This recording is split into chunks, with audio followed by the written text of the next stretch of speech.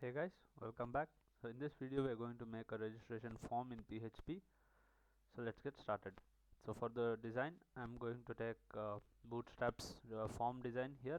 So you can also take it from getbootstrap.com. Go to the documentation, search for forms, and you'll get a good design over here. Copy it and just paste it over here and align your form. Okay, so now let's put it here.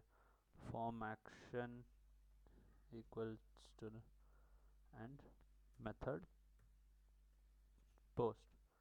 Always remember this method post is important for sending your data. So when we store this of data in the database, we need this method post. So now in this we can we'll just remove all this unwanted things, and I'll show you. All this is not required. Let's keep it very simple.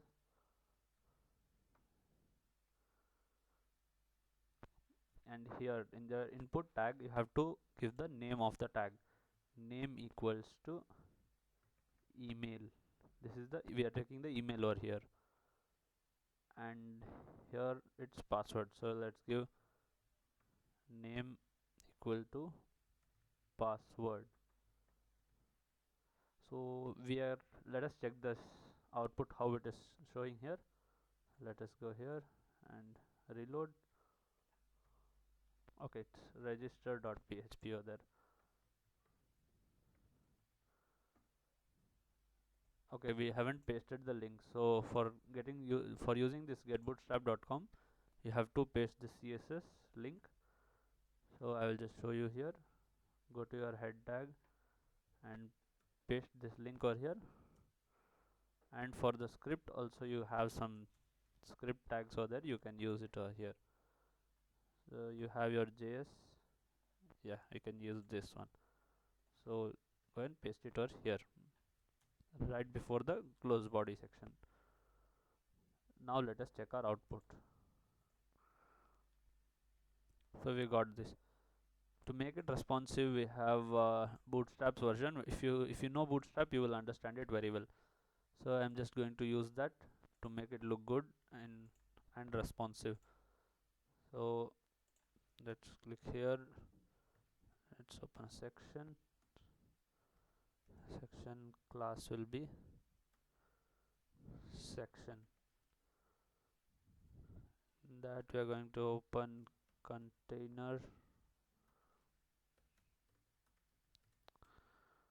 row and column md12.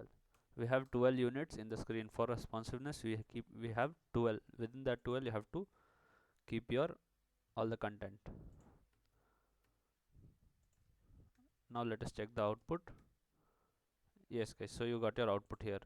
So now let us see how whether it is reading the data or no. So once this button, where is this submit button, is here. So let us give name for the submit button also. Name equal to submit button. So in this, let us for now let us keep it empty in the action part. Copy this thing, and below this itself you can start.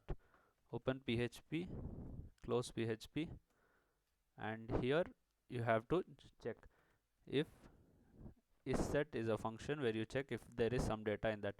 If isSet of $_post of this button name. So this means if this button is clicked, it will go inside this if condition. So what we are going to do inside this, if the button is clicked, we need this data of the email, where we give name. This name attribute will get the data of this input tag. So take this email and just echo it. For now we'll just $_post of email and echo the $_post of password.